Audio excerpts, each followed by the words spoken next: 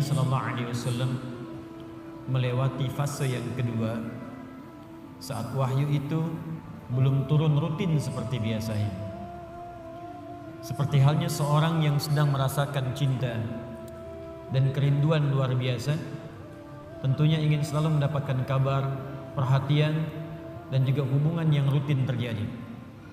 Tadi kami contohkan ketika Anda mencintai seorang anak, bahkan itu anak satu-satunya, tapi kemudian sehari tidak ada kabar, 2 hari tidak ada kabar, 3 hari tidak ada berita. Tapi yang paling kemudian memekikkan adalah juga kadang-kadang memekakkan dan memberikan beban lebih berat daripada beban barbel yang diangkat, lebih berat dibandingkan daripada beban besi yang kemudian ditimpakan ke dalam pundak, adalah datangnya orang-orang terdekat yang tidak memberikan solusi. Sudah ada persoalan, tapi dia sibuk kemudian memberatkan masalah yang dimaksudkan. Bahkan hadir celaan-celaan kemudian dari lisannya, sampai mengolok-olok dan mengatakan, sekarang udah ditinggal ya, kayak orang gila aja sendirian, harap-harap sesuatu tapi nggak dapat. Sekarang sudah nggak punya teman ya. Kalau yang bicara orang luar mungkin kita bisa abaikan karena tidak tiap hari bertemu dia. Tapi kalau yang bicara orang terdekat, bahkan hadir di samping rumah, bahkan punya status keluarga, itu yang beban paling berat dibandingkan dengan beban mengikut barbel. Itu beban paling tinggi, paling kuat dibandingkan dengan diberikannya besi ke atas pundak. Orang yang angkat barbel mungkin seketika bisa diangkat sampai ke kaki terasa beratnya, tapi bisa dilempar selesai. Tapi kalau ada orang terdekat kemudian mencela Anda, orang terdekat memfitnah Anda, orang terdekat mengolok-olok Anda, orang terdekat menyebarkan aib Anda yang sebetulnya bukan aib pula, itu yang kadang-kadang berat untuk diterima. Di situ kadang kita merasa sedih. Ini yang terjadi keluarganya sendiri. Ini menariknya, tiba kemudian saat situasi itu terjadi di hari yang ketiganya, tiba kemudian Allah langsung turunkan 2 surah sekaligus. Termaktub dalam mushaf urutan 93 dan 94 langsung seketika. Jadi dua-duanya disebutkan satu penjamin, yang keduanya menyebutkan solusi. Bahkan beban itu langsung diisyaratkan seperti tadi kami ungkapkan. Wadduha. Bagian pertama surah 93-nya. Wal-laili idza saja. Ma wadda'aka rabbuka wa ma qala. Ketika tadi keluarganya mengatakan inna sahibaka qad qala. Sungguh Rabbmu sekarang, Tuhan itu yang kau pertuhankan itu sudah meninggalkanmu. Dijawab langsung, ma wadda'aka rabbuka wa ma qala.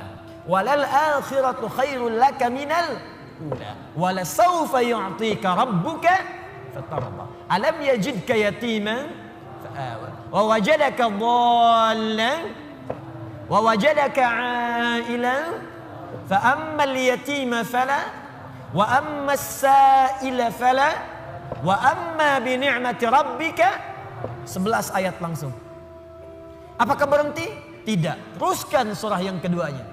Langsung disebutkan tentang beban yang terasa terpikul itu. Seketika dijatuhkan bebannya oleh Allah Subhanahu wa taala. Nanti kita bahas tafsirnya.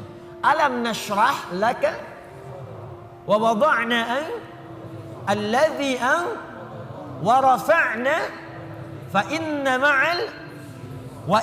ma'al fa idza faraghta wa ila rabbika. Allahu akbar. 2 surah ini kalau kita bahas dengan benar, tanamkan, hunjamkan ke dalam jiwa, maka orang yang bisa memahaminya dengan baik, demi Allah saya katakan, beban seberat apapun akan ringan terasa ia terima dalam hidupnya. Seakan hidup gak ada beban. Sepanjang 2 surah ini dipraktekkan dalam kehidupan. Karena saya yakin setiap kita itu yang hidup pasti punya beban persoalan. Jadi jangan dikira wajah-wajah yang hadir saat ini, ada yang senyum, ada yang tertawa, belum tentu gak punya masalah. Kadang-kadang tersimpan untuk merasa menghilangkan persoalan itu ketawa. Untuk merasa menghilangkan beban itu tersenyum. Bukan berarti masalahnya hilang. Dan yang paling berat adalah hal-hal yang tidak kita duga sebelumnya. Masalah itu hadir di sekitaran orang-orang dekat kita tersendiri. Dan penyebab persoalan itu adalah orang-orang yang tidak kita duga sebelumnya. Abu Jahal itu partner Nabi sebelum masuk Islam. Dalam apa? Dalam persaingan olahraga, sering bergulat juga, dan selalu Nabi menang. Abu Jahal selalu kalah. Kalah. Sampai seketika dikalahkan oleh Nabi, kalah lagi. Sampai penasaran dengan Nabi. Abu Lahab itu teman-teman sekalian, paman Nabi, bahkan anaknya menikah kemudian dengan putri Nabi SAW. Tidak mudah. Tapi apa yang terjadi? Beban itu yang paling berat yang ada di sekitarannya. Melebihi beban di kantor, melebihi beban di kampus, melebihi beban di pemerintahan, melebihi beban di pekerjaan. Saya mau tanya pada Anda, bapak yang kerja di kantor, berat mana? Maaf ya, berat mana menghadapi pekerjaan yang rumit di kantor atau istri yang selalu cerewet? Maaf Bu ya. Atau ibu deh, berat mana menyiapkan masakan dengan suami yang sering marah-marah? Amin. Tidak mudah. Karena itu kalau yang berat saja sudah ringan bagi diri kita, maka yang kecil nggak ada apa-apanya. Yang kecil tidak ada apa-apanya. Dan teman-teman mohon maaf ya, selama kita hidup, fitrah kehidupan itu bersanding dengan ujian dan masalah. Supaya kita dapat pahala. Bukankah dari masalah itu kemudian ada kesabaran? Bukankah karena masalah Anda rajin tahajud? Besok mau ujian di kampus, malamnya tahajud. Silahkan cek. Besok mau promosi jabatan, baru baca Quran. Besok ada proyek mau lelang, baru puasa. Bukankah dengan semua itu bertambah ada motivasi untuk mendekat kepada Allah? Maka demikian pula hidup berbanding lurus dengan persoalan. Dan persoalan diberikan kepada kita bukan untuk memberikan beban, tapi supaya kualitas hidup kita meningkat. Hanya persoalannya bagaimana mengatasi persoalan itu terasa mudah ketika kita hadapi. Itu poinnya. Jelas sampai sini? Baik, mari kita mulai. Wadduha, saya bersumpah kata Allah demi waktu duha yang menghadirkan cahaya yang penuh dengan kenikmatan. Wadduha.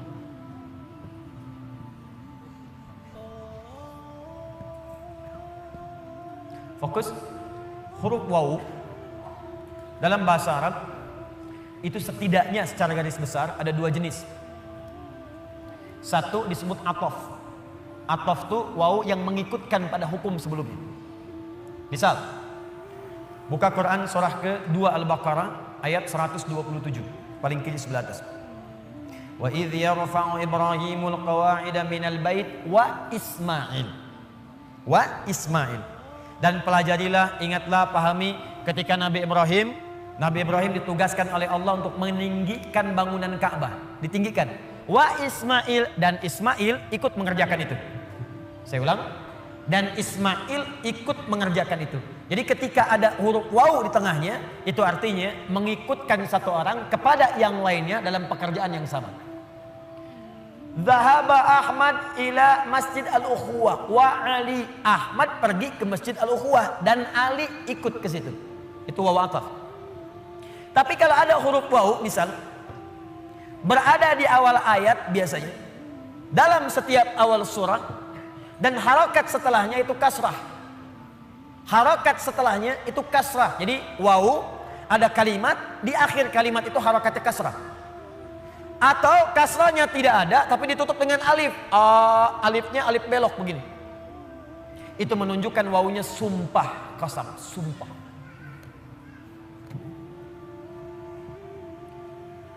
Saya ingin katakan pada Anda, kalau ada orang ragu, kemudian saya bersumpah, bukankah sumpah itu bisa membuat ia lebih yakin? Bukankah sumpah itu ditujukan untuk menepis keraguan? Lihat baik-baik, manusia saja bersumpah, Anda bisa yakin. Sekarang Allah itu nggak bersumpah pun pasti benar. Tapi kemudian dihadirkan sumpah. Kalau Allah sudah bersumpah, itu bukan sekedar ingin menyampaikan kalimat atau informasi, tapi Allah ingin memberikan komitmen dengan sungguh-sungguh dan menanamkannya ke dalam jiwa. Seakan-akan Allah ingin katakan, hei, saya bersumpah ya, saya komitmen, tanamkan pada jiwamu yang paling dalam. Wadduha, demi waktu duha yang cahayanya begitu menyejukkan, menenteramkan. Bukankah kalau waktu duha Anda keluar cahayanya enak? Ya? Nah, sumpah yang pertama ini ada yang memaknai dengan kalimat makna hakiki. Ini bersumpah dengan suasana alam yang sejuk. Tapi ada yang memaknai dengan kalimat majazi, kata kiasan.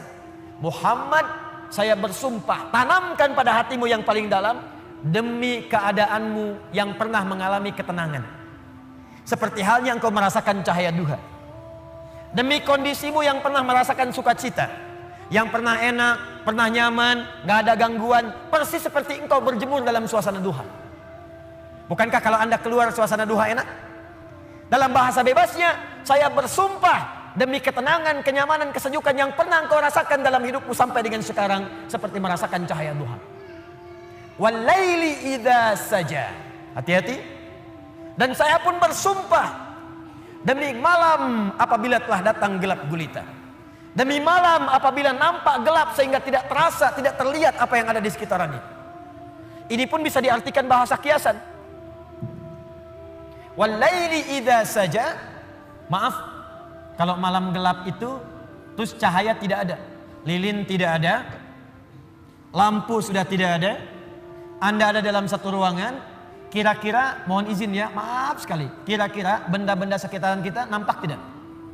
Tidak. Kalau sudah tidak nampak, bisa nggak menjangkaunya secara cepat? Meraba kan? Meraba. Ustadz, tapi gigi saya putih, kalau saya senyum ada cahaya. Tidak. Tetap pantulannya tidak akan menghadirkan optik yang sempurna. Maka ketika Anda ingin meraba, sulit. Ada orang, maaf ya, dihadapkan pada sebuah peristiwa, berat peristiwanya, seperti orang berada di tengah malam. Memang suasananya siang, matahari ada, tapi bebannya begitu berat sampai-sampai matanya terasa gelap, kayak orang limbung, jalan limbung. Pernah punya masalah di kantor, tiba-tiba baru datang, Anda dipecat. Oh, astagfirullah. Kenapa Pak? Jangan tanya alasannya, pulang saja. Padahal suasana siang, terang benderang, mataharinya juga terik, tapi seakan-akan kita mendapatkan sesuatu yang gelap. Pulang goyang. Ibu tiba-tiba baru nyampe di pengajian, dapat WA. Aku sudah tidak mencintaimu lagi. Oh, kenapa ini? Papa, apa yang terjadi? Apa mah? Ada SMS begini. Itu bukan nomor papa, mungkin salah. Tapi kalau itu benar, gelap. Jadi ada beban-beban tertentu dalam kehidupan yang terasa begitu gelap. Maka muncul kalimat walaili idza saja. Ataupun suasana yang engkau punya beban Muhammad, saking beratnya beban itu seperti engkau berada di pertengahan malam yang tidak ada cahaya. Sulit berjalan, sulit meraba, sampai ada beban di pundakmu. Ma wadda'aka rabbuka wa ma qala. Tanamkan dalam jiwamu, aku bersumpah kata Allah, dan ini komitmenku kepadamu. Baik engkau dalam suasana suka seperti waktu duha, ataupun dalam suasana punya beban yang sangat berat, tanamkan, yakinkan pada jiwamu, aku tidak akan pernah meninggalkanmu untuk selamanya. Jangan dengarkan perempuan itu yang berkata, Tuhanmu telah meninggalkanmu. Inna sahibaka qad qala. Dijawab langsung oleh Allah, ma wadda'aka rabbuka wa ma qala. Enggak akan pernah Tuhanmu meninggalkanmu, apalagi kemudian menjauhimu. Ini kata para ulama, ini manhaj yang pertama. Bila seseorang dekat dengan Allah dan selalu mendekatkan diri kepada Allah untuk bertakarrub, dekat sampai merasakan kedekatan dengan Allah, maka tidak ada yang paling menyenangkan dan tidak akan pernah merasakan beban dalam hidup kecuali semuanya akan diringankan oleh Allah Subhanahu wa taala. Kecuali semuanya akan terasa ringan karena dia merasa dekat dengan Allah Subhanahu wa taala. Di bahasa singkatnya begini, kalau Anda dekat dengan Allah, baik dalam suasana senang tidak akan melalaikan. Biasa saja karena yang paling tingginya Allah. Dan kalau sedang punya musibah pun gak akan berpengaruh. Seberat apapun, sepanjang Anda merasa ada Allah, demi Allah saya katakan, semua itu akan terasa ringan. Contoh, maaf ya, Anda sedang punya masalah sekarang, berat rasanya, gak mudah dirasakan. Tapi dalam hati Anda ada keyakinan kepada Allah. Tiba-tiba muncul kalimat, la yukallifullahu nafsan illa. Allah gak mungkin titipkan beban persoalan kecuali Anda sanggup menjalaninya. Jadi kalau orang-orang yang dekat dengan Allah, di hatinya ada Allah, dalam pikirannya ada Allah, ingatannya terhadap Allah, jadi yang lain itu terasa kecil. Ini berita langsung dari Allah. Kalau beban hidup kamu ingin ringan menghadapi persoalan, maka dekatkan dirimu kepada Allah. Maka dalam suasana suka engkau tidak akan lalai. Kan ada orang yang suasana suka dia lupa dengan Allah, sehingga gak sadar berbuat maksiat. Dulu waktu belum jadi direktur, olahraganya bersepeda. Jadi direktur, sekarang mulai main golf. Jalan. Sekarang mulai punya sekretaris. Sekretarisnya perempuan. Banyak melihat sekretaris dibandingkan istri di rumah. Jalan. Pergaulan mulai meluas. Hati-hati. Kalau tidak ada manhaj rabbani, kedekatan dengan Allah dalam jiwa, itu bisa berpeluang untuk bermaksiat. Hati-hati. Bisa berpeluang untuk bermaksiat. Dulu belum terlalu kaya. Pakainya sepeda, kadang jalan kaki. Sekarang datang mobil, kalau nggak punya kedekatan dengan Allah, mobil itu kadang-kadang nggak bisa buka pintunya. Kalau belum dibukakan, nggak mau keluar. Kalau belum muter keliling komplek, belum afdol. Dulu ke masjid bisa jalan, jarak ke masjid cuma 10 meter. Habis punya Grand Max, bahkan ke IMAX, bahkan ke NMAX, motor. Jadi keliling komplek dulu 3 kali. Assalamualaikum, ayo Pak Haji ke masjid. Akhi ayo ke masjid, masih di dalam aja. Dia lupa yang di dalam itu lagi ke Cianjur. Gak ada orang. Itu poinnya, jadi jangan sampai saat kita berada di atas, lalai kita dengan kehidupan. Sehingga menenggelamkan kita dalam apa yang kita dapatkan. Tapi yang lebih bahaya, jangan sampai ketika saat sedang punya persoalan, kita juga kemudian merasa berat dengan itu. Bebannya berat, limbung. Bicara tidak terkontrol, makan tidak enak, tidur tidak nyaman, dan suasananya nggak menyenangkan, capek saja. Ada yang tiba-tiba naik ke atas tower, ada yang tiba-tiba naik ke atas tiang listrik, ada yang naik ke apartemen, mau bunuh diri takut, balik lagi gemetaran, dan seterusnya. Dan tidak ada kerjaan. Semua itu tidak akan pernah terjadi kalau Anda dekat dengan Allah Subhanahu wa Ta'ala. Di pelajaran pertama dari surah Ad-Duha di awal ayatnya, berusahalah selalu untuk mendekatkan diri kepada Allah Subhanahu wa Ta'ala. Orang yang dekat dengan Allah, maka akan dijamin oleh Allah langsung hidupnya, baik dalam keadaan suka ataupun sedang merasakan duka, tidak akan berpengaruh banyak pada dirinya, karena yang paling tinggi dan paling menyenangkan adalah kedekatannya dengan Allah Subhanahu wa Ta'ala. Jelas sampai sini? Baik. Jadi kalau dia sedang kaya, tahajud jalan, karena yang dirindukan tahajudnya. Lihat Abdurrahman bin Auf, Utsman bin Affan, Tamim Ad-Dari, kekayaan banyak, harta melimpah, kapak terbuat dari emas, malam masih tahajud teman-teman. Masih sempat baca Al-Quran. Utsman tuh sampai jadi presiden masih punya waktu untuk khataman Quran. Kan Utsman radhiyallahu ta'ala anhu waktu terbunuh kan sedang baca Al-Quran. Masih puasa, saat itu sedang puasa. Anda bayangkan nikmatnya dekat dengan Allah, walaupun jabatan tinggi, yang terasa nikmat itu saat sedang beribadah kepada Allah, saat tahajudnya, itu yang dinanti. Nabi itu kedudukannya paling tinggi, tapi kapan merasakan kenyamanan? Saat tahajud, sampai tak terasa rakaat pertamanya 5 juz 4 halaman. Paling sedikit 100 ayat. Saya mau tanya pada Anda, pernah nggak merasakan kenikmatan seperti itu? Apakah nikmat saat dapat door prize, apa saat baca wadduhanya? Ayo coba rasakan, sampai hadir situasi itu. Sampai enak, tahajud tuh diburu gitu. Bukan karena IPK-nya dapat 4. Bukan karena dapat proyek besar. Tapi yang dirasakan, ya Allah, terima kasih Engkau titipkan ini. Dan dia kejar siapa yang memberikannya. Kejar malamnya, kejar bacaan Qur'annya, kejar puasanya. Itulah yang sesungguhnya hakikat dalam kehidupan kita. Satu poin pertama. Kalau ada orang yang sudah bisa mendekat kepada Allah, maka Allah jamin. Dalam syukurnya, dalam situasi dia tenangnya, nyamannya, dia tidak akan menjauh dari Allah. Dan dalam situasi dapat musibah pun tidak akan banyak berpengaruh dalam kehidupannya. 2. Allah bersumpah lagi. Walal akhiratu khairul laka minal. Ini yang hebat. Saya kemarin bikin quotes, lalu kita sebarkan. Ini sebetulnya di antara esensi surah Ad-Duha. Kata Allah, Muhammad, saya bersumpah kepadamu, yakinkan pada jiwamu, nanti saat kamu ke akhirat, suasananya akan lebih enak dibandingkan dengan sekarang. Akhirat itu lebih baik dari apa yang kamu rasakan sekarang di dunia. Maksudnya begini, kalau kamu sedang capek, kamu sedang ada musibah, kamu sedang lelah, sabar. Nanti kalau sudah pulang, semuanya akan hilang. Memang dunia itu tempat capek, karena memang tempat beramal. Sholat di dunia, kerja di dunia, puasa di dunia, baca Quran di dunia. Kenapa kita kerjakan? Supaya cari bekal untuk pulang ke akhirat. Nanti kata Allah kalau sudah pulang semuanya akan hilang. Jadi tenang aja teman-teman. Capek cuma sebentar. Ya, capek cuma sebentar. Lelah, gak apa-apa. Namanya juga dunia. Dunia itu memang tempat capek. Kalau nggak mau capek ya pulang. Dunia itu tempat capek.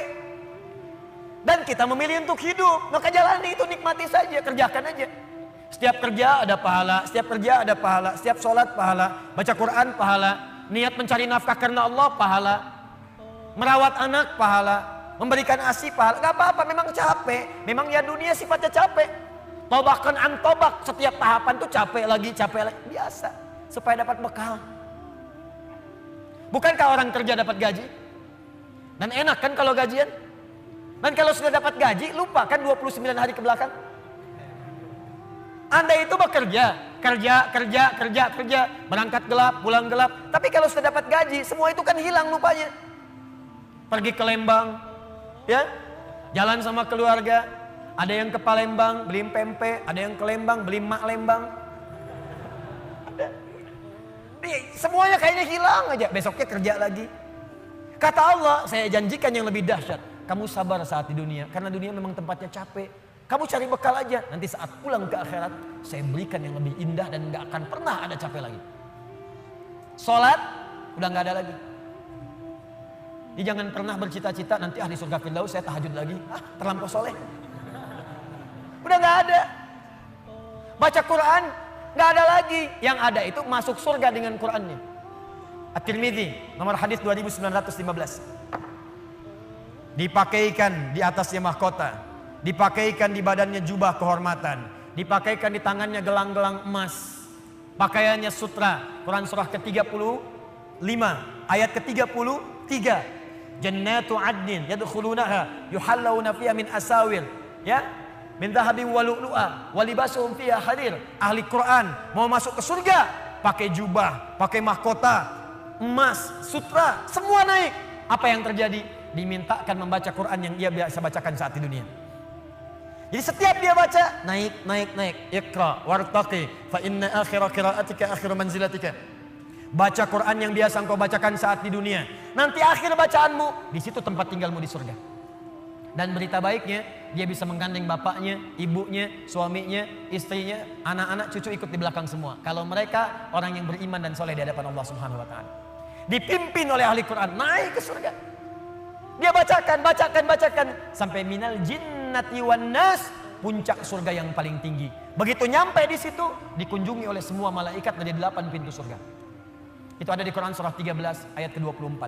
Wal malaikatu yadkhuluna alaihim min kulli bab. Dan malaikat semua mengunjungi dia dari semua pintu, mengucapkan salam. Lihat kalimat pertamanya, salamun alaikum bima sabartum. Selamat ya, saat di dunia kamu sabar cari bekal. Sabar capek. Sabar mengeja huruf tadi Iqra. Sabar menghafal. Sampai ada yang mencela. Sabar. Orang lain ngejar dunia, Anda ngejar akhirat. Sabar. Orang lain cari ini, luaskan rumah, tambah mobil, tambah kendaraan. Meninggal, gak dibawa. Anda sabar. Insya Allah. Orang akhirat. Saya ngelihat ada ahli Quran tuh. Seringkali saya berhadapan dengan ahli Quran tuh dari daerah-daerah, seringkali menangis. Ada yang datang pengen setoran. Anda bisa kebayang gak suaminya pekerja mungkin kasar, orang sebutnya kuli. Istrinya ngambilin kayu bakar. Kadang ke sawah. Anaknya bahkan ada yang masih kemudian kecil-kecil. Tapi kalau Anda berkunjung ke rumahnya, semua makanan dihidangkan yang mampu dia suguhkan. Lalu keluar kalimat alhamdulillah, Abi kalau bekerja dapat uang banyak sekali. 500.000 sebulan, 500.000 banyak sekali. Syukur. Ternyata perempuan itu sudah punya sanad hafalan Quran 7 qiraat. Lelakinya hafal Quran, anaknya hafidz semua. Anaknya penghafal Quran semua. Anda ada di mana? Itu perlombaan, sabar, naik sampai ke atas. Jadi kalau sekarang sedang capek, nikmati, sabar. Besok kalau meninggal, gak ada capek lagi. Dan panggilannya sudah tenang kita, karena kerja kita selesai. Mirip begini, ada berita besok gajian, tenang kan? Malam tidur enak kan? Orang yang punya bekal itu, dia sabar itu, nanti di akhir sakaratul mautnya, dia tampakkan semua hasil pekerjaannya. Sampai hatinya merasa tenang. Jadi gak terasa, tidur aja. Ya ayat Tuhan nafsul mutmainnah. Ditarik, tenang, tidur aja, selesai. Tinggal dia jumpai Allah di akhirat nanti mendapatkan hasil dari apa yang dia kerjakan. Makanya kata Allah, kalau sedang sholat, terasa capek, apa jawabannya? Sabar ya, walal akhiratu khairul laka minal ula. Nanti di akhirat gak ada tahajud lagi. Kalau sedang menghafal Quran capek, sabar ya. Nanti di akhirat gak ada menghafal lagi. Abadi sifatnya, wafat selesai hafalan itu. Kalau sedang kena musibah, sabar ya, sabar. Jalani dulu, zikir kepada Allah supaya dapat pahala. Nanti setelah meninggal gak ada masalah lagi, tenang. Nanti pulang selesai semua. Jadi kalau ini kita tanamkan dalam jiwa kita, setiap punya masalah, nanti beres kok insya Allah. Selesai kok. Memang saya jalani aja sampai waktunya saya wafat. Saya pulang, saya dapatkan semua kenikmatannya. Masya Allah. Ustadz beneran? Benar. Surganya banyak? Banyak Ustadz. Alhamdulillah. Tapi Ustadz, kalau di surga pengen ngerokok, bisa enggak? Ya kalau bisa silakan ambil apinya di neraka saya. Ya, nikmat, sudah selesai. Kemudian apa yang terjadi? Wala saufa yu'tika rabbuka fatarda. Ini yang paling dahsyat. Nanti di akhirat kata Allah, kalau kamu sabar saat di dunia sekarang, Bu, Pak, sabar tahajud, sabar merawat anak, sabar sekolahkan mereka ke pesantren, sabar talaki Al-Quran, sabar berjamaah ke masjid, Anda kerja di pemerintahan, kerja jadi pegawai, ada yang berdagang, ada yang bisnis, sabar. Waktunya sholat, waktunya zakat, sabar. Nanti kata Allah, saat pulang ke akhirat, wala saufa yu'tika rabbuka fatarda. Saya akan berikan semua yang kamu inginkan sampai puas. Kaidah nikmat itu, kaidah nikmat. Semua bicara termasuk dalam Al-Quran. Selama hidup di dunia, kaidah nikmat itu gak ada yang pernah puas. Saya ulang ya, nikmat itu gak ada yang pernah puas. Contoh, punya sepeda nikmat bukan? Punya motor nikmat tidak? Punya mobil nikmat tidak? Pertanyaan saya, ketika Anda dapat sepeda, apakah merasa cukup dengan sepeda? Kalau sudah dapat sepeda, pengen apa? Sudah dapat motor, pengen apa? Sudah punya mobil, pengen apa? Pesawat. Garasi nggak punya. Nerbangin nggak bisa, masih pengen. Belum menikah, pengen apa? Menikah. Sudah menikah, pengen apa? Punya anak. Sudah punya anak, pengen apa? Pengen cucu. Semua terus, jadi nggak ada puasnya. Nikmat itu terus pengen. Nanti di akhirat kata Allah, nanti di akhirat saya akan berikan kepadamu sampai kamu puas. Sampai Anda mengatakan, ya Allah, cukup ya Allah, puas. Sekarang mah pengen terus, pengen. Nanti puas ya Allah, cukup puas. Ini semuanya nikmat. Sampai selesai semua. Makanya bersabar, dunia sebentar. Sebentar mas, besok meninggal, selesai masalah. Mau besok meninggal? Susah. Sabar. Dan alhamdulillahnya nggak ada yang dikasih tahu kapan meninggal. Kalau diberitahu, bisa jadi kita pun nggak semangat. Sebentar lagi Anda akan meninggal. Jam 8:45 lewat kemudian 45 detik. Waduh, kajian udah bubar nggak pulang di masjid aja. Astagfirullah. Kenapa Pak? 2 menit lagi. Ini amalan nggak terencana. Ini karena kita nggak tahu kapan wafat, kita bisa merencanakan malam ini tahajud insya Allah jam sekian. Saya mau istighfar jam sekian. Besok subuh di masjid A, zuhur di masjid B. Punya rencana. Dan ketika merencanakan niat muncul. Dan itu niat ketika muncul pahala dituliskan. Bukankah innamal a'malu binniyat? Innamal a'malu binniyat. Di ketika niatnya itu sampai, pahala dituliskan. Ini panitia ini nggak akan dihisab, nggak akan diberikan pahala berdasarkan mic-nya bunyi atau putus. Tapi udah ada niat nih, yang penting ada niatnya, ada pahalanya. Masalah bunyi putus perjuangan saya di sini. Jelas ya? Baik, wala saufa yu'tika rabbuka fatarda. Jadi gini maksudnya, kalau sedang capek, sedang lelah, apalagi kemudian beban itu datang dari orang-orang terdekat. teman sekantor tiba-tiba misalnya nampak mengkhianati, ada mencela, ada macam-macam, ingat Allah, maka Anda akan lapang. Ingat Allah, maka tidak akan ada beban. Dan ingat semua itu akan berakhir ketika kita wafat. Kalau itu ada dalam diri kita, maka demi Allah saya katakan, beban itu seberat apapun akan ringan. Ingat itu baik-baik. Wala sawfa yu'tika rabbuka fatarda. Alam yajidka yatiman fa'awa. Muhammad, coba ingat-ingat. Kamu sekarang gak usah merasakan beban berat. Bukankah dulu pun aku buktikan kepadamu saat engkau yatim, aku kirimkan orang-orang sekitaran untuk bisa memberikan perlindungan kepadamu. Lahir bapak tidak ada ibu. Ibu wafat usia 6 tahun, ada kakek. Kakek wafat usia kemudian Nabi Muhammad 8 tahun, ada paman. Ada semua. Ingat Muhammad SAW. Kalau sedang kamu merasakan beban, ingat senang yang dulu saya berikan. Manhaj yang ketiga. Kalau sedang merasakan kesulitan dalam masalah, kalau masalah ingin cepat diringankan oleh Allah, maka bandingkan masalah itu dengan solusi yang pernah dirasakan sebelumnya. Bandingkan persoalan yang sulit itu dengan kesenangan yang sudah dirasakan sebelumnya. Suami istri sedang punya masalah, malam ini punya persoalan, sampai nggak bicara. Coba duduk dulu baik-baik. Ingat masa-masa senang ke belakang. 15 tahun berumah tangga, masa mau dikalahkan dengan masalah di satu malam? Ingat banyak senangnya atau banyak dukanya, banyak sukanya, banyak dukanya, banyak nyamannya, banyak masalahnya. Coba timbang-timbang lagi. Mungkin dengan menghadirkan nostalgia kesenangan itu, yang ini akan terasa ringan. Ma, kenapa malam ini kita mesti cemberut ya? Bukankah kemarin-kemarin kita tertawa? Gara-gara bapak semuanya.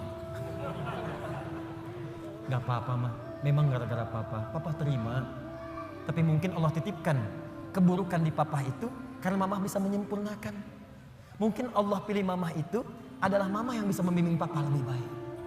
Masya Allah. Oh gitu ya pak ya, mama bikin status dulu ya. Jadi kalau semuanya begitu enak rasanya. Tapi memang diucapkan mudah, menjalaninya belum tentu mudah. Ustadz juga begitu. Ya, makanya jarang sekali ada ustadz ceramah bawa istrinya.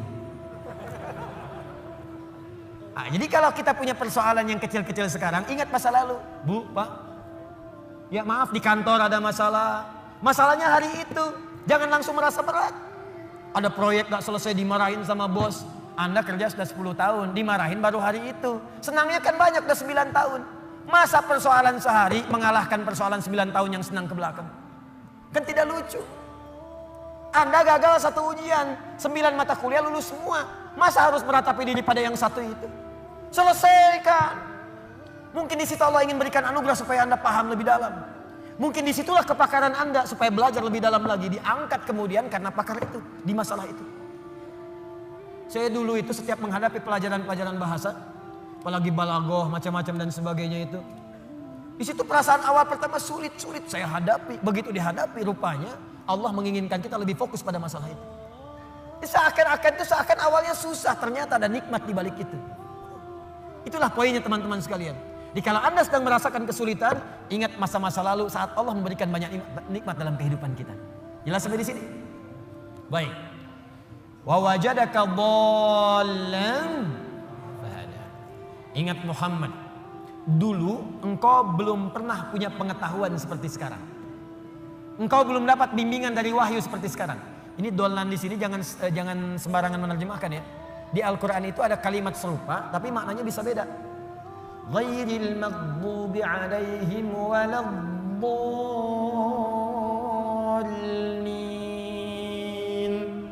Maghdub yang tercela, maghdub yang terhina, dhalin di situ yang tersesat, tidak mendapatkan petunjuk Allah. Tapi kalau di surah Wadduha itu jangan diartikan tersesat. Bukan tidak mendapatkan petunjuk Allah, artinya yang belum mendapatkan bimbingan wahyu dari Allah Subhanahu wa taala. Bukankah dulu belum turun wahyu kepadamu? Bukankah dulu belum turun ayat-ayat Quran kepadamu yang membuat engkau semakin tenang sekarang? Lalu setelah itu fahada, datanglah kemudian ayat-ayat itu. Hada itu kata kerja, kata bendanya hudan. Al-Quran disebut dalam Al-Quran dengan nama hudan. Dzalikal kitabu la raiba fi hudan syahrul Ramadan alladzi unzila fihi al-Quran hudan linnas. Hudan. Wajadaka dhallan fahada. Muhammad, dulu kamu belum punya pengetahuan, sekarang dapat ilmu. Dulu kamu belum dapat bimbingan wahyu, sekarang dapat wahyu. Maksudnya apa? Ingat-ingat Muhammad. Sekarang saat kamu dapat beban seperti ini, jangan cepat banyak menyesali. Karena banyak nikmat Allah yang lain yang bisa kamu hadirkan. Nikmat pengetahuan, nikmat kesehatan, nikmat mendapatkan bimbingan. Nah ini pun Bu, Pak, penting untuk disadari. Kalau sedang merasakan sulit di satu nikmat, maka ingat nikmat-nikmat yang lainnya. Misal, maaf ya, Ustadz saya diponis oleh dokter, jantung saya sakit Ustadz. Jantung kan sakit, tapi kan otak masih sehat, telinga masih sehat, lisan masih sehat, mata masih sehat. Salahnya manusia kadang-kadang mengaitkan penyakit dengan kematian. Teori wafat itu nggak butuh penyakit. Wafat itu kalau ajal tiba langsung wafat, nggak ada penyakit pun wafat. Banyak orang sehat wafat, banyak orang sakit bahkan sampai koma belum nyampe titik. Banyak orang sakit di rumah sakit, tapi yang meninggal bisa yang sehat duluan. Karena kaidah untuk wafat itu bukan penyakit, ajal tiba. La yastakhiruna sa'ata wa la yastaqdimun. Quran surah 7 ayat 34. Ini kesalahan manusia itu kadang begitu. Divonis cancer, stadium 4. Waktunya tinggal sebulan lagi, nggak akan nyampe kalau belum nyampe. Nggak akan wafat kalau belum wafat. Nih saya kasih kisah nyata ya, ini nyata betulan. Ada orang divonis sudah berat nih, penyakitnya dalam, sampai dokternya mengatakan ini nggak akan tahan daripada 2 pekan secara medis. Orang ini mau berangkat haji, udah muntah-muntah, udah macam-macam, dia paksakan berangkat. Sampai dia bawa bekal, nggak apa-apa lah. Ini pakaian ihram saya, ini kisah nyata, sekalian jadi kafan saya. Berangkat ke sana, bahkan keluarga sudah melepas dengan segalanya, kalau wafat nanti di tanah suci. Apa yang terjadi? Sampai di sana berangkat haji, tawaf muntah darah. Berangkat lagi. Tawaf pertama kan umrah tuh, tawaf kudum, selesai. Sampai kemudian masuk wukufnya Arafah, sudah sepekan. Berjalan lagi. Lontar jumrah, naik sampai puncaknya pun teman-teman. Dalam hal mabit saja di Muna, orang bisa ngambil nafar awal. Kalau sakit nafar awal, bahkan ada yang ditanduk selesai pulang. Ini tidak, sampai diselesaikan nafar akhir 3 hari. Tanpa sadar sudah lewat 2 pekan di Mekah. Masih sehat. 3 pekan makin merasa enak. Pulang ke tanah air, lebih daripada 25 hari pulang. Apa yang terjadi? Dicek lagi di dokter, ternyata penyakitnya hilang. Haji pulang penyakit hilang. Tiba-tiba bisa jogging, lari lagi di alun-alun, lari. Yang paling menyedihkan dan yang paling menggelikan, dokter yang memvonis Anda tinggal 2 pekan meninggal duluan. Dokter yang memvonis paling 2 pekan Pak, dianya meninggal duluan. Anda bisa bayangkan. Hati-hati Mas. Saya mah masih muda. Itu tuh yang banyak ubanan, udah bau tanah. Situ bau tanah, sini bau kuburan. Jadi kita nggak bisa menugak harap-harap meninggal di tanah suci, bisa kembali di tanah kusir. Harap-harap wafat di tanah kusir, wafat di tanah abang. Jadi bisa dimanapun, nggak bisa kita pilih. Karena itu kita diajarkan oleh Allah Subhanahu Wa Taala, hati-hati. Kalau kita mendapatkan merasa kurang di satu nikmat, maka segera evaluasi diri. Barangkali nikmat yang lain lebih banyak yang pernah kita dapatkan. Apakah kita hanya akan jauh dari Allah hanya karena satu yang kita rasakan itu? Sementara Allah berikan banyak kepada kita. Nah ini pelajaran penting juga. Awas, awas. Karena ini nanti terkait nanti dengan hal-hal penting. Ada yatim, ada yang lain, ada peminta, ada yang lainnya. Perhatikan baik-baik. Fokus baik-baik. Jangan sampai hubungan Anda pun dengan orang. Karena ayat ini punya hablum minan nas, hablum minallah. Hablum minallah vertikal, hablum minan nas horizontal. Jangan sampai Anda punya hubungan dengan orang sudah bertahun-tahun baik, putus hanya karena satu persoalan yang terjadi di satu hari. Sering terjadi begitu. Anda nggak sadar, bertahun-tahun berteman, bertahun-tahun berkolega, bertahun-tahun bertetangga, di pemerintahan, di jabatan, di harta benda, di macam-macam. Cuman gara-gara satu persoalan lupa dengan kebaikan yang pernah terjadi di masa-masa lalu. Kalau itu terjadi dalam hidup Anda, maka Anda sedang dikuasai oleh setan. Anda sedang jauh dari Allah. Karena ayatnya mengatakan orang yang dekat dengan Allah tidak akan dipengaruhi oleh persoalan-persoalan yang tiba seketika, dan dia tidak akan melupakan kebaikan-kebaikan yang pernah terjadi di masa lalu. Lawan dari Allah itu tagut. Tagut terbesar itu setan. Allahu waliyul ladzina amanu yukhrijuhum minadh dhulumati ilan nur wal ladzina kafaru awliya'uhumut taghut. Tagut terbesar setan. Jelas sampai sini? Awas, hati-hati, kasusnya banyak terjadi. Banyak terjadi di pemerintahan karena masalah persaingan sudah lama, tiba-tiba sehari nggak sahabatan lagi. Di perdagangan karena masalah proyek satu, padahal sahabatan karena proyek satu, tiba-tiba jadi musuh yang sangat dalam. Bertetangga sudah puluhan tahun gara-gara pohon mangga, buahnya di si A, ya maaf, pohonnya di si B, buahannya ke si A, jatuhnya ke si A melulu, ribut, nggak selesai. Ada kejadian begitu? Banyak. Kalau Anda dekat dengan Allah, Anda akan lapang. Mau mangga silahkan Pak, kalau bisa ambil dengan pohon-pohonnya dari sini. Jelas ya? Baik, kalau sudah seperti itu, maka syukuri semua nikmat tadi. Fa ammal yatima fala taqhar. Muhammad SAW, dulu kamu pernah yatim, kamu dirawat, maka sekarang syukuri nikmat dengan merawat anak yatim.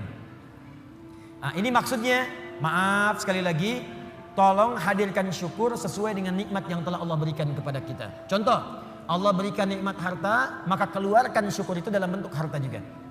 Rajin bersedekah, rajin berinfak. Ya, Allah berikan nikmat Al-Quran, maka berikan bentuk syukur dengan bentuk Al-Quran juga. Ke masjid imami, ajari murid-murid Quran, buka majlis ta'lim tentang Quran, itu bentuk syukurnya. Di ketika Nabi pernah yatim, dirawat oleh orang lain, kemudian kata Allah, wujudkan bentuk syukurmu dengan merawat anak yatim juga. Fa ammal yatima fala taqhar. Maka jika ada anak yatim, sayangi, sayangi, sayangi, sayangi. Wa ammas sa'ila fala tanhar. Kalau ada orang nanya, kamu kan Muhammad saya berikan ilmu, berikan Al-Quran, berikan wahyu, maka bentuk syukurnya setiap ada orang bertanya tentang ilmu, tentang wahyu, berikan kepadanya. Berikan. Jangan tutupi. Sesuai dengan kadar kelapangannya. Maka itulah prinsipnya, kalau kita ingin bersyukur dan ditambah nikmatnya oleh Allah, setiap diberikan nikmat maka cepat syukuri nikmat itu sesuai dengan fungsinya. Kalau harta, sedekah. Kalau ilmu, ajarkan. Kalau Quran, tampilkan. Demikian seterusnya. Kalau Anda hidupnya begitu, ringan kita. Terima kasih, terima kasih, terima kasih. Jadilah terima kasih. Enak. Dan gak akan ada beban. Ini saya bingung saya. Kadang-kadang cuma karena rebutan mobil, rebutan motor berkelahi, dua-duanya meninggal. Motornya nggak ada yang dapat. Cuman karena rebutan minum, berkelahi, rebutan lahan. Kemarin ada orang rebutan lahan sampai berkelahi, bacok-bacokan. Ada yang pakai golok sampai meninggal, sekian wafat, sekian luka. Aduh, ketika meninggal dapat apa? Tanahnya nggak dapat, lahannya nggak dapat. Apa yang didapatkan meninggal? Yang dibunuh meninggal, yang membunuh meninggal, dua-duanya wafat. Cuman statusnya beda di hadapan Allah.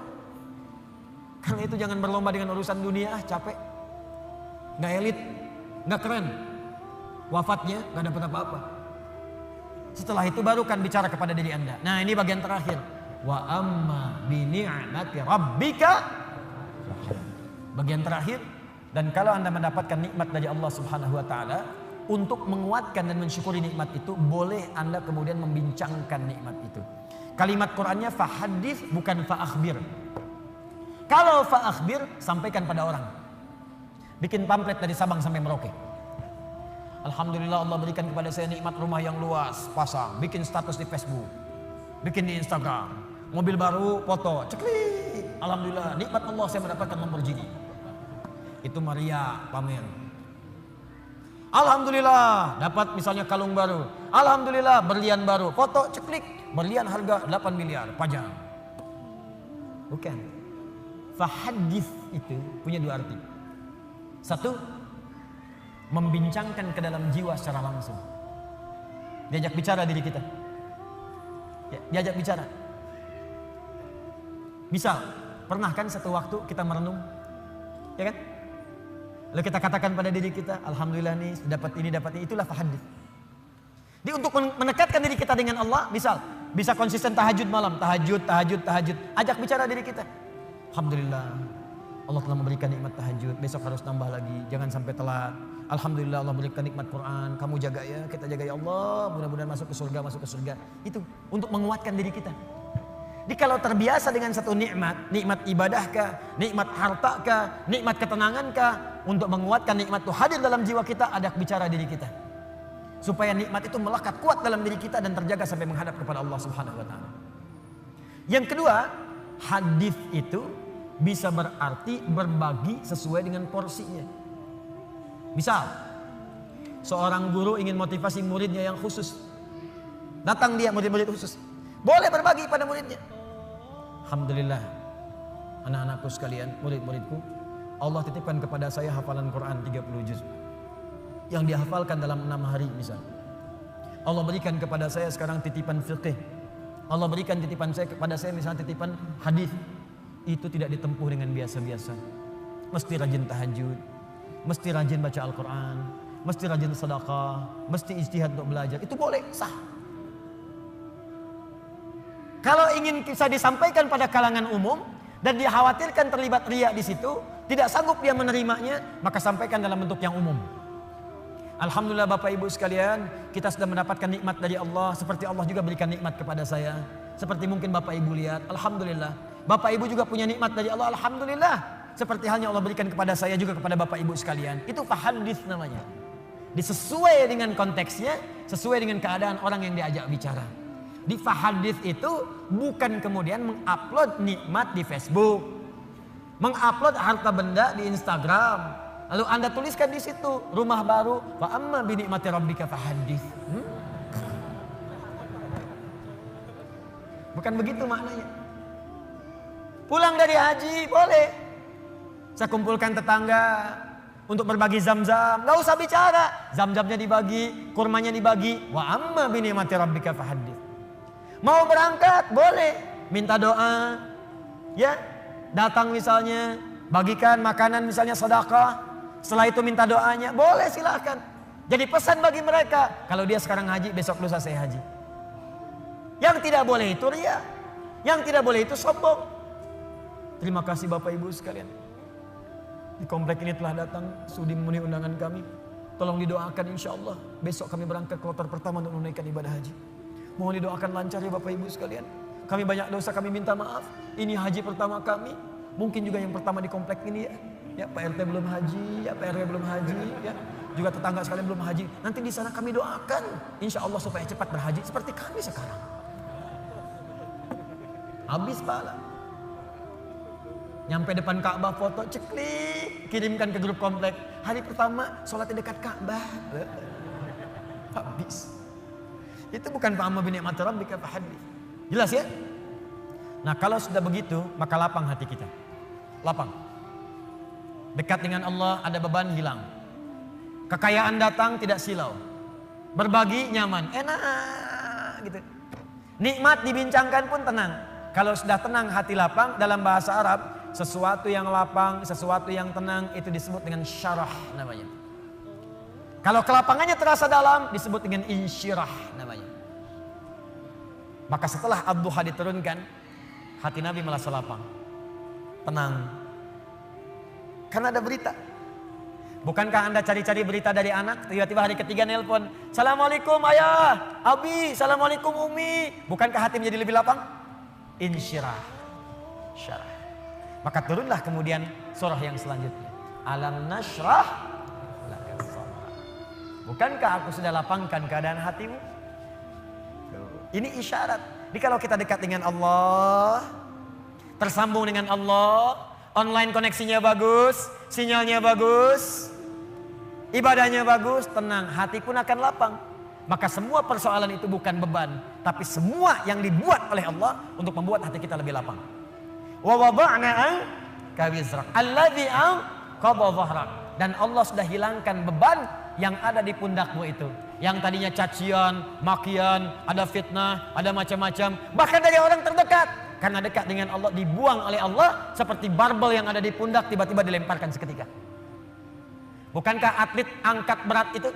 Begitu besinya diangkat, langsung mulutnya kelihatan berubah. Wajahnya berubah. naik ke atas. Tapi bagaimana ketika itu sudah dilemparkan, diangkat, lempar, pung, tenang.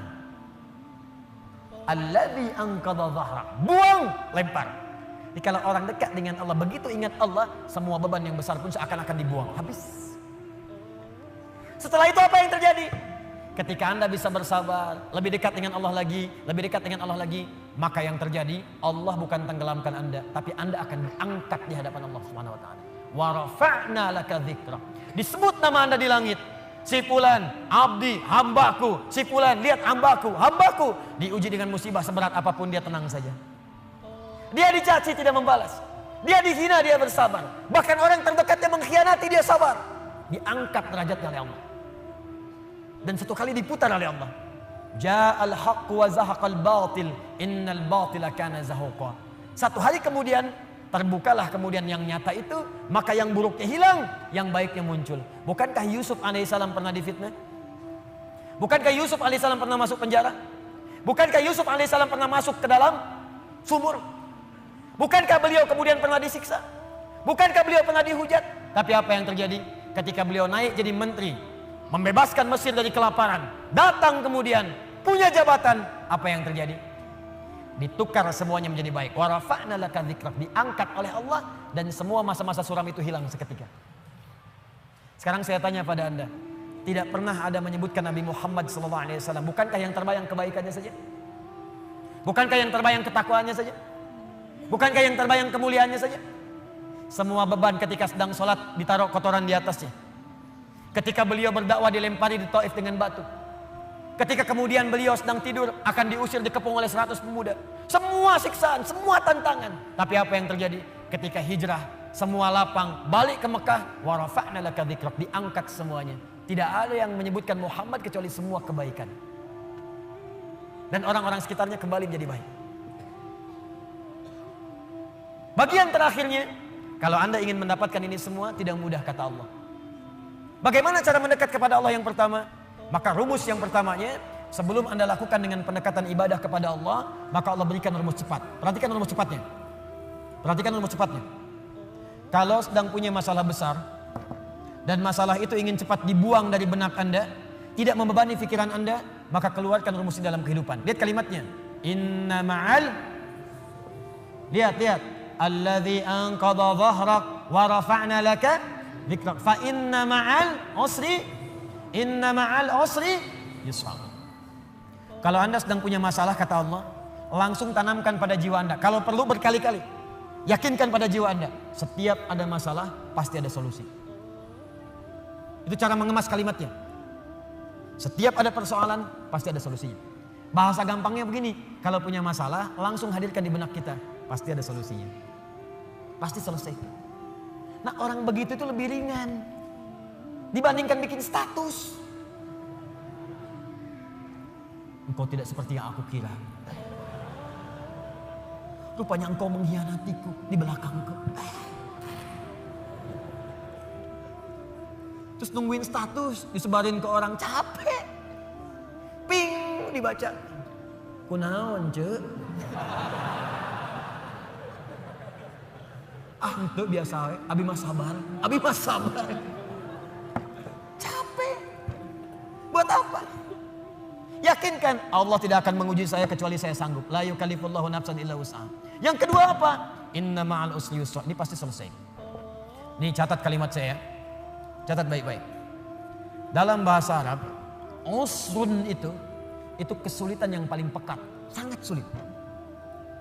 Kalau kesulitan relatif namanya su'bun, su'ubah. Bagi si fulan sulit, bagi yang lain mudah. Su'bun. Tapi Allah tidak pernah mengatakan begini, inna ma'as su'ubati yusra, enggak pernah. Kalau su'bun, si fulan gampang, yang lain susah. Maaf. Bawa mobil, susah atau gampang? Susah, bawa mobil, bawa. Kalau nyetir mobil bisa, bawa mobil. Susah, nggak ada yang bisa, sulit, berat bebannya. Itu disebut usrun namanya, ain sinra, usra, al-usra, asra, ya'sra, usrun. Tuh. Berat seberat-beratnya. Solusinya, kalau mudah yang relatif namanya sahlun, sahlah, suhulah. Itu bagi si A mudah, yang lain belum tentu.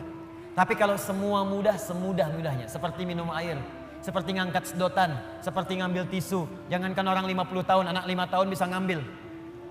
Itu yusrun namanya. Yusrun. Mudah. Orang yang namanya yusrun artinya orang yang mudah. Yang ringan, yang gampang. Yusrun. Semudah-mudahnya seperti mengangkat tisu. Kata Allah, lihat sini. Kalau Anda sedang punya masalah seberat apapun usrun, kalau masalah itu ingin diringankan oleh Allah, walaupun solusinya belum datang, maka tanamkan pada hati Anda, ini pasti selesai. Mudah. Seperti ngangkat tisu. Gak ada yang susah bagi Allah. Orang yang dekat dengan Allah, dia tahu semua solusi ada pada Allah. Punya masalah dengan harta, Allah yang maha kaya. Masalah dengan ujian, Allah yang maha mengetahui. Allah yang punya ilmu. Masalah di rumah tangga, Allah yang punya solusi. Semua Allah punya. Apa yang tidak punya bagi Allah? Makanya orang yang dekat dengan Allah, begitu ada persoalan, ingat Allah. Masalah pasti selesai. Kayak ngangkat tisu, bagi Allah gampang. Jadi kalau sedang punya persoalan, Bu, di rumah tangga, nggak usah banyak mengeluh. Ya, walaupun belum datang solusi, sampaikan pada jiwa kita. Insya Allah selesai. Saya yakin itu. Kapan? Terserah Allah. Yang penting saya ikhtiar. Setelah itu ini indah. Fa'idha faraghta fansab. Setelah itu move on. Itu bahasa kitanya. Faraghta fansab, move on. Kalau kita udah selesaikan yang ini, siapkan lagi rencana berikutnya. Jangan mati sampai di situ. Jangan berhenti sampai di situ. Apa gara-gara tidak lulus satu mata kuliah Anda ingin keluar dari kampusnya? Apa yang Anda kerjakan? Anda itu lulus 4 mata kuliah, gagal 1. Apa kemudian tiba-tiba ingin meninggalkan kampusnya? Tapi saya kecewa dengan dosennya. Sebetulnya saya lulus, dikasih nilainya malah D. Gara-gara dosen gak suka dengan saya. Buktikan dengan ilmu Anda. Gampang, move on. Kerjakan, sudah yang sudah berlalu, sudah. Sekarang saya hadapi. Hadapi dengan benar. Gak usah berhenti di situ. Di pekerjaan Anda dicela. Gak benar kamu begini. Buktikan, sekarang saya selesaikan. Fa'idha faraghta fansab. Kalau udah selesai yang ini, siapkan yang berikutnya. Setelah itu wa ila rabbika farghab. Jangan lupakan hubungan dengan Allah supaya diringankan apa yang Anda sedang kerjakan itu. Itu rumusnya. Ini memang mudah dibincangkan dan tidak mudah dipraktekkan. Tapi kalau kita jadikan manhaj sebagai acuan, insya Allah akan berpengaruh pada kehidupan. Gak percaya silahkan Anda praktekkan. Keluarkan rumusnya sebagai kesimpulan.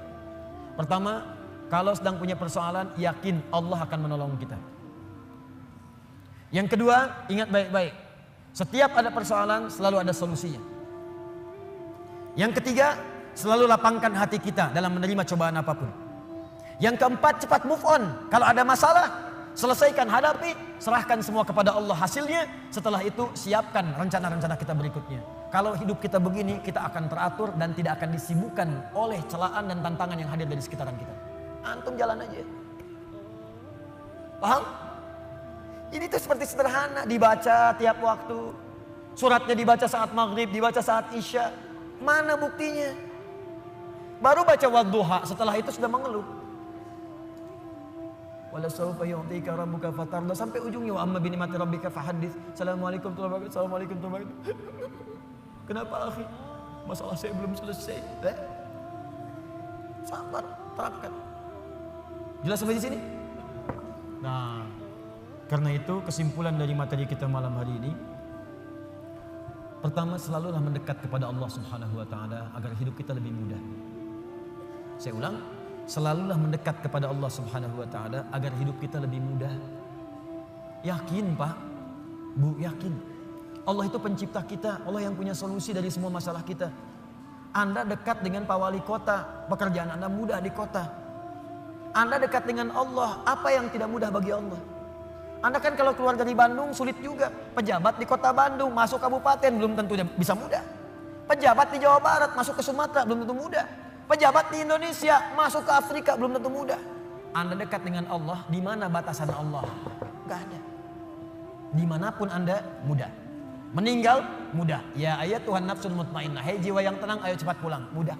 Masuk alam kubur mudah. Quran surah 3 ayat 169 sampai 172. Ya. Wala tahsabanna alladziina qutilu fi sabilillahi amwata bal ahya'un 'inda rabbihim yurzaqun. Mudah. Kembali ke Allah hari kiamat mudah. Yauma yub'atsu hayya. Quran surah ke-19 ayat 15. Masuk surga mudah. Mudah. Salamun alaikum bima sabartum. Tinggal masuk. Dekat dengan Allah dimanapun akan terasa mudah.